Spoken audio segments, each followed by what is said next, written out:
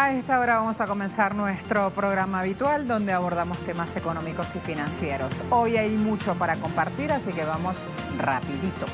Así las cosas, producción petrolera, de Brasil, subirá vía privatizaciones y entrega de recursos del presal. Venezuela, se conocieron acciones gubernamentales que apuntan a recuperar producción petrolera y es el momento y la oportunidad para la inversión, dijo ayer el presidente Nicolás Maduro. Xi Jinping ha aclamado en su discurso por los 5 años de la Franja y la Ruta, una iniciativa política a la cual adhieren múltiples países y organizaciones internacionales. Economía feminista hoy al análisis. ¿Qué es? ¿Por qué hablamos de feminista? ¿También existe eso para la economía? Sí, señores.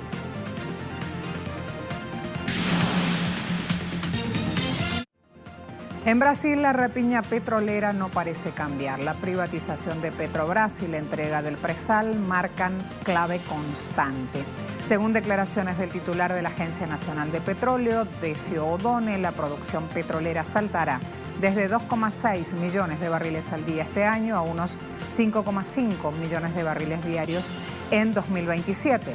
Estos números por sí solos, tal como se presentan, lucen positivos para el fortalecimiento de la industria petrolera, ubicándola entre los 4 o 5 mayores productores de crudo del mundo.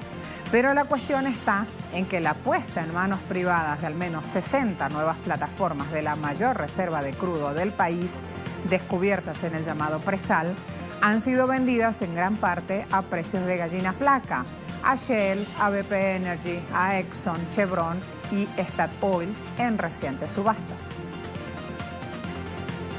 El gobierno de López Obrador dará marcha atrás a la política petrolera de Enrique Peña Nieto. De acuerdo a un documento obtenido por la agencia internacional de noticias Reuters, el próximo gobierno de México suspendería indefinidamente licitaciones de contratos de hidrocarburos, pospondría alianzas de Pemex y regularía exportaciones de crudo a productores privados.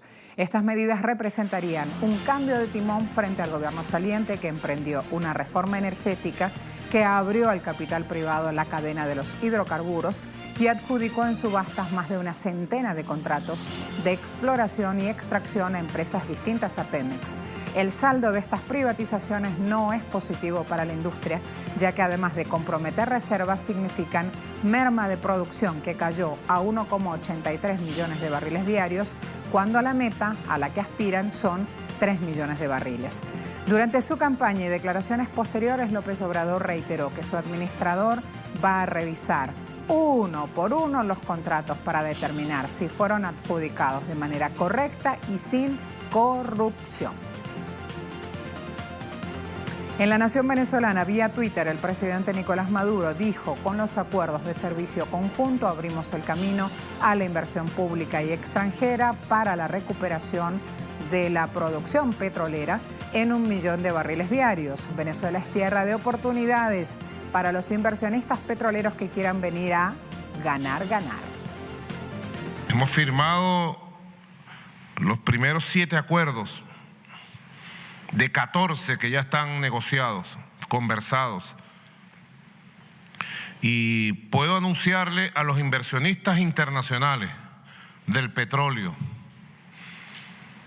a los inversionistas europeos, chinos, japoneses, indios, rusos, bielorrusos, a los inversionistas de los Estados Unidos de Norteamérica, de América Latina, del Caribe. Venezuela está de puertas abiertas a la inversión internacional en términos de ganar en el campo petrolero. En similar planteamiento, el gobierno del presidente Evo Morales inauguró el Foro Internacional del Gas para atraer inversiones y mostrar su potencial en lo que respecta a hidrocarburos. Según los organizadores, se trata de la unión de esfuerzos entre el sector público y privado para reunir en un solo evento a las empresas más importantes de hidrocarburos del mundo y a organismos internacionales de gas y petróleo para evaluar la situación mundial del sector. El foro se realizará en el Salón de Convenciones de la FESPO Cruz tras un acuerdo entre el Ministerio de Hidrocarburos, Yacimientos Petrolíferos Fiscales Bolivianos y la Cámara Boliviana de Hidrocarburos y Energía. Bolivia cuenta con 132 trillones de pies cúbicos de recursos convencionales y cerca de 1.000 trillones de pies cúbicos de recursos no convencionales, por lo que el Ministerio de Hidrocarburos Bolivianos hizo hincapié en la necesidad de contar con inversiones para transformar los recursos en reservas. El evento se desarrollará hasta este viernes. Congrega a una treintena de expositores y representantes de al menos 7 organismos internacionales. Además de las exposiciones, el foro incluirá una rueda de negocios, feria y promoción de áreas que convertirán al país en un escenario ideal para la firma de contratos de convenios, alianzas estratégicas, memorandos de entendimiento y carta de intenciones.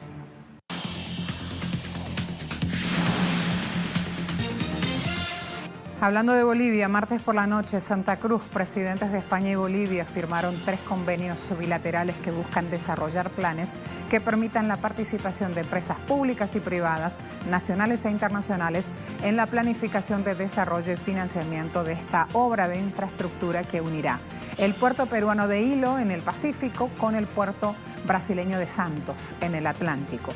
Entre los beneficios de esta obra de infraestructura, el corredor bioceánico, está previsto también el impulso del comercio y el turismo, así como su integración, objetivo del cual España dice no estar alejada.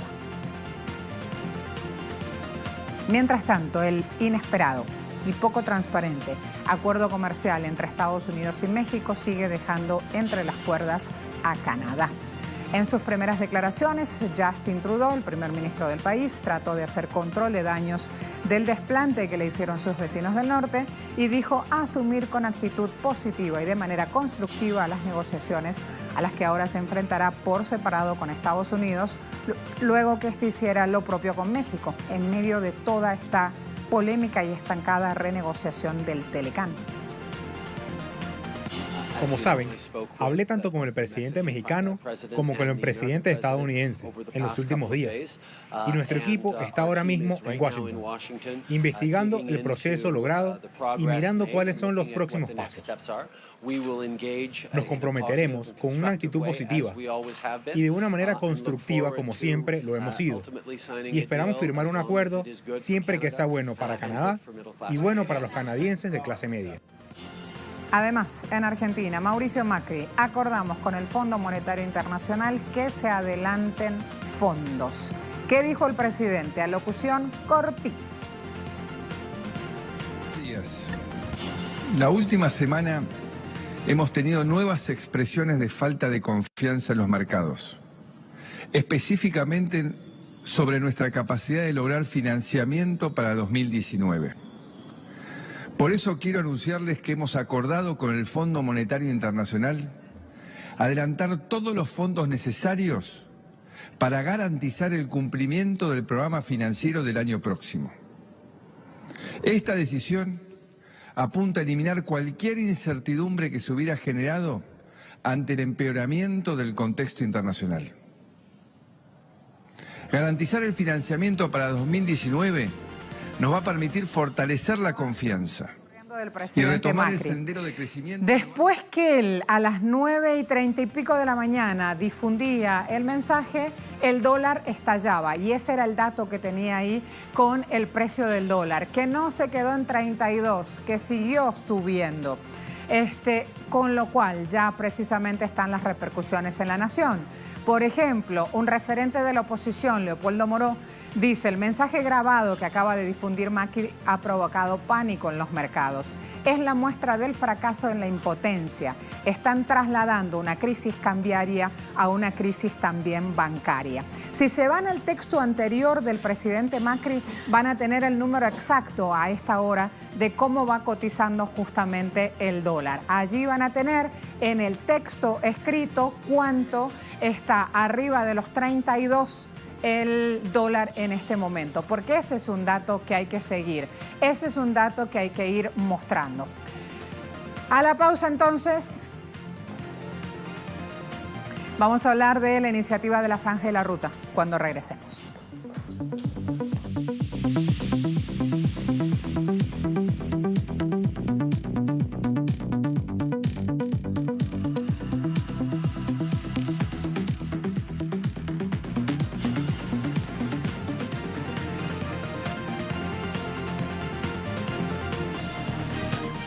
Vamos a ver, hablamos de la Franja y la Ruta. Ya algo les adelanté antes de ir a la pausa. Está de celebración esta semana, 5º aniversario. Hasta julio 2018, más de 100 países y organizaciones internacionales firmaron documentos de cooperación de la Franja y la Ruta con China, lo que ha extendido el alcance de esta iniciativa del continente euroasiático hacia África, América Latina y el Caribe, la región del Pacífico Sur. La iniciativa china ofrece nuevas oportunidades de cooperación y de crecimiento y responde al llamado de un cambio en este modo de crecimiento global y en el sistema de gobernanza porque proporciona nuevas opciones. Conduce además esta iniciativa a una globalización económica que dicen expertos es más saludable. Esos mismos expertos a nivel global son los que resaltan el discurso del presidente Xi Jinping en el marco de este aniversario. Jinping hablaba de el carácter inclusivo, cooperación económica, no es una alianza geopolítica, no es una alianza militar contra nadie, puede participar todo el mundo. Obviamente, esto entraña no solo la parte financiera, logística que China está aportando a través de varios mecanismos, entre otros el fondo de la Ruta de la Seda, el Banco de Infraestructura, el nuevo Banco de Desarrollo, pero también supone que los países que se incorporen a esta idea aporten lo suyo en términos estratégicos como lo está haciendo China y no en términos de corto plazo o de corta visión como a veces pasa.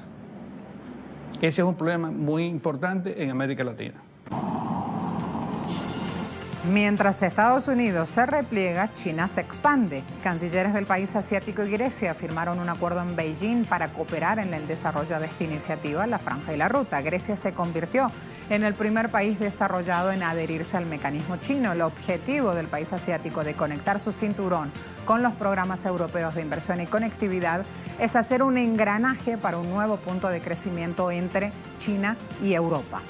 Allí entonces siguen trabajando estos actores geoeconómicos juntos en el programa del Puerto Pireo, que ha ayudado a uno de los mayores puertos del Mediterráneo a aumentar en el ranking mundial con sus 55 vías marítimas. El puerto está ofreciendo ahora salida para que los países que se adhieran a la Franja y la Ruta amplíen alcance en el Mediterráneo y en otros países de todo el mundo. China se apega a la apertura, la transparencia y la inclusión en la construcción del cinturón y la carretera, sin formar una camarilla, sin criterios elevados, sin acuerdos de trascendencia, sin acuerdos de trastienda. Los países desarrollados o en desarrollo son socios iguales en la construcción del cinturón y la carretera. Un momento en el que el unilateralismo y el proteccionismo están en ascenso. Construir el Belt and Road es en sí mismo una señal de compromiso con el multilateralismo. Creo que lo más importante es que somos dos países, dos personas, dos ministros que confían el uno en el otro. Trabajamos juntos con confianza. El segundo es la economía. Tenemos que aprender mucho más de China. Otro punto, el sistema ruso se basa en el principio de solidaridad y consiste en que las cotizaciones de quienes trabajan en la actualidad pagan las pensiones de los jubilados. Así se maneja ese sistema previsional ruso. La cuestión es que no alcanza. Ha dicho hoy el presidente Vladimir Putin, la inacción del gobierno en este ámbito o la toma de medidas cosméticas sería irresponsable y deshonesta con relación a la sociedad. Por eso tomó la siguiente decisión. El objetivo principal de este proyecto de ley es proporcionar estabilidad financiera en nuestro sistema de pensiones durante muchos años, lo que significa no solo mantener las mismas tasas de pensiones, sino también aumentarlas para los jubilados actuales y futuros. Para alcanzar estos objetivos, aparte de otras disposiciones, se prevé un aumento gradual en la edad de la jubilación, entendiendo lo importante y significativo que son estos problemas para millones de personas. Por eso me dirijo a ustedes directamente.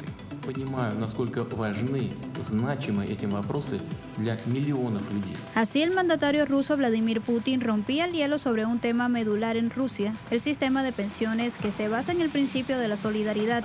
Consiste en que las cotizaciones de quienes trabajan en la actualidad pagan las pensiones de los jubilados. La meta con el nuevo proyecto consiste en no solo el mantenimiento de los ingresos de los pensionados, sino también su incremento. Si bien el mandatario reconoce que en la actualidad el Estado tiene los recursos para llenar el fondo de pensiones durante la próxima década, alerta que el propio pago regular de pensiones podría convertirse en un problema como ocurrió en los años 90. Sobre un punto espinoso en este proyecto, elevar la edad de jubilación. Putin ha reconocido que se han estudiado vías alternas, pero la conclusión es la siguiente: poco eficaces, por lo que ha hecho énfasis en que no hacer nada o tratar de maquillar la realidad sería una actitud irresponsable y deshonesta con la sociedad. Pero nuestras decisiones deben ser justas y equilibradas. Deben tener en cuenta los intereses de las personas y es por ello que propongo una serie de medidas que nos permitirán suavizar las decisiones tomadas tanto como sea posible. El proyecto aprobado por la Duma estatal en julio pasado establecía un aumento gradual de la edad de jubilación a partir de 2019. En el caso de las mujeres subiría de 55 a 63 años en 2034 y para los hombres de 60 a 65 años en 2028. Con la decisión de Putin de suavizar estas medidas, se decide aumentar la edad de jubilación para las mujeres hasta los 60 años de edad. Además, se podrá concederles a las madres de familias numerosas el derecho a jubilarse antes. Tenemos una actitud especial y afectuosa hacia las mujeres en nuestro país. Entendemos que no solo trabajan en su trabajo, sino que en el hogar en general. Cuidan la familia, crían a los niños, están ocupadas con sus nietos. La edad de jubilación para las mujeres no debería aumentar más de lo que lo es para los hombres, por lo que creo que es necesario disminuir el aumento de la edad de la jubilación para las mujeres sugeridos por el proyecto de la ley de 8 a 5 años.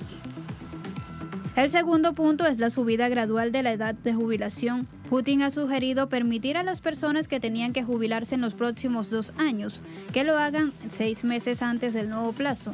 Además, el mandatario se ha comprometido en aplicar garantías que protejan los intereses de los ciudadanos de mayor edad en el mercado laboral. Se tendrá en cuenta incluso las condiciones de vida y de trabajo de ciertas comunidades. En el nuevo estatuto se mantienen vigentes los privilegios actuales para mineros, trabajadores del sector químico, los afectados por la catástrofe de Chernóbil, así como para los pueblos minoritarios autóctonos del norte. Se suma la necesidad de apoyar a los campesinos. También habrá un reconocimiento para las personas que hayan empezado a trabajar a temprana edad. Podrán jubilarse al cumplir, en el caso de las mujeres, una vida laboral de 37 años y para los hombres de 42 años. Importante destacar que durante el periodo de transición se mantendrán los privilegios vigentes, incluidos los impuestos a los bienes inmuebles y tierras. A la vuelta de la pausa, ¿de qué se trata la economía feminista? ¿Cómo están planteadas las cosas desde esa perspectiva? Ya se la vuelta.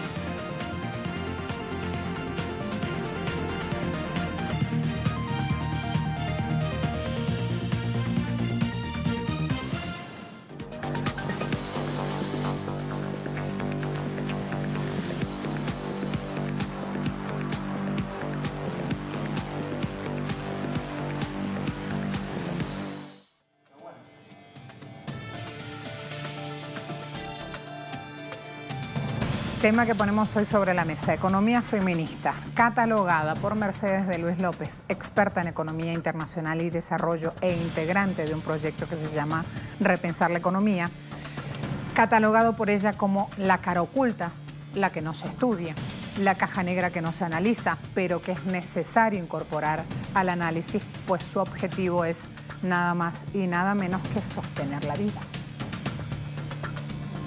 Durante mucho tiempo la economía ha sido considerada como una ciencia diseñada y ajustada para los hombres, pero a medida que evolucionan las sociedades, crecen las demandas de justicia. La sociedad asiste con mayor frecuencia a las significativas mejoras en términos de la participación de las mujeres. Sin embargo, aún falta mucho camino por recorrer. La persistente y cada vez más profunda brecha salarial, que a este ritmo recién podría encogerse en el año 2186, las barreras a la entrada o ascenso de las mujeres en ciertos escenarios, la desigualdad e injusta distribución del trabajo doméstico no remunerado en el hogar son apenas algunos de los problemas más urgentes por resolver en la ecuación mujer-economía. Desde la mirada de la economista argentina Mercedes de Alessandro, quien es la impulsora de una iniciativa que ha logrado situar la economía con perspectiva de género en la agenda pública latinoamericana, queda claro que el núcleo del problema es el patriarcado, el cual ha conseguido propagarse casi como un virus con el capitalismo en una dinámica donde las mujeres cargan con aquellos trabajos que aún sin ningún tipo de remuneración de por medio son requeridos para el funcionamiento del sistema. La especialista reconoce que con este modelo económico las mujeres han conquistado espacios e independencia, pero matiza con una descripción de sistema de trabajo que no es el paraíso de nadie, ni de mujeres ni de hombres, y al que las féminas pueden acceder siempre en condiciones de desigualdad, no más. El tiempo que destinan mujeres y hombres a las labores domésticas está desbalanceado. Ellos dedican más tiempo a los trabajos pagos, mientras ellas son quienes realizan las tareas no remuneradas del hogar, que van desde limpiar o cocinar a cuidar a niños y adultos mayores o personas discapacitadas. Tan solo en Argentina, según el INDEC, 9 de cada 10 mujeres hacen tareas domésticas, mientras que solo 6 de cada 10 hombres las realizan. En la Unión Europea, 25% de las mujeres alega que las responsabilidades de cuidados y otras tareas de índole familiar y personal son la razón de su ausencia en la fuerza de trabajo, en comparación con 3% de los hombres. Aunque estas labores son imprescindibles e ineludibles para que la sociedad funcione, suelen ser menos valoradas social y económicamente respecto al trabajo pago. Son invisibilizadas y denigradas por el capitalismo. Ese trabajo doméstico cae en una especie de limbo, tanto para la teoría económica, las políticas públicas y las estadísticas, como para nuestras propias ideas respecto de qué es y qué no es el trabajo. Su valor monetario solo aparece cuando esas tareas son tercerizadas, sea en centros de cuidados, jardines maternales o geriátricos, o en un servicio particular, empleadas domésticas, enfermeras o niñeras. Y es que por lo general son consideradas actividades no económicas, no solo en los textos de economía, sino también en el propio sistema de cuentas nacionales de las Naciones Unidas, que incluye el Producto Interno Bruto de un país. A ver, la economía feminista tiene una mirada alternativa, esa es una realidad. Hace una contribución específica porque explica raíces económicas de esta desigualdad de género, por ejemplo, revelando los propios mecanismos de discriminación en el mercado laboral. Este es un punto, luego sigo con el otro. La economía feminista ha venido dando cuenta de los determinantes de la menor y peor participación laboral de las mujeres, de la existencia de brechas de género en los ingresos laborales, de procesos de segregación de género horizontal por rama de actividad y vertical por jerarquía de las ocupaciones, de concentración de las mujeres en diferentes espacios de precariedad laboral y desprotección social. La economía feminista se concentra en reconocer, identificar, analizar y proponer cómo modificar la desigualdad de género como elemento necesario para lograr la equidad socioeconómica. Busca fortalecer el desarrollo de la economía como una ciencia social y un abordaje multidisciplinario, en diálogo con otras corrientes de pensamiento, con otras disciplinas y entre los más diversos movimientos políticos. Pone en el centro del análisis la sostenibilidad de la vida por encima del mercado. La economía feminista exige un nuevo paradigma de desarrollo que no se base solamente en el crecimiento económico y cuyo indicador no sea el PIB medido en forma tradicional, que hace invisible a la mitad de la economía no monetaria. El otro punto que les prometí, ¿qué podría lograrse en 25 años si la economía escuchara a la economía feminista? Digamos, si la global se encargara de prestar atención a la economía feminista. Aquí hay un artículo, Entre la realidad y el deseo, el diario.es de España, publica y da una primera respuesta. En primer lugar, dice que podría lograrse, bueno, un cambio importante de valores. Se discutiría de forma seria y colectiva con el fin de transformarlo en práctica sobre producción, cómo producir, qué producir, bajo qué relaciones producir. B, se discutiría consumo, bienes y servicios orientados a satisfacer necesidades humanas. C, se discutirían mercados. Primero, ¿qué tipo de mercados? ¿Qué bienes o servicios no se pueden dejar en manos de un mercado? Agua, energía. Estudiando posibilidades de gestión público-comunal. Y luego, D, los tiempos. Cómo reorganizar y gestionar tiempos de las personas sin que sean los tiempos de producción extradoméstica los que determinen el resto de tiempos de vida. Créanme que si esto fuera así, mucho adelantaría nuestro día a día. Para cerrar este espacio de análisis, si tomo de nuevo la referencia de este economista, Mercedes de Luis López, ella dice, ojalá y sirva de reflexión, cuando observamos un árbol crecer, cuando recolectamos y comemos la fruta que da este árbol, no nos planteamos cómo ha llegado hasta nuestras manos, porque lo que no se ve no se valora. Pero las raíces del manzano son imprescindibles para poder comer una manzana. No olvidemos la cara oculta. Así las cosas entonces, cerramos nuestro expediente, nos preparamos a despedirnos. Gracias a todos, hasta la próxima.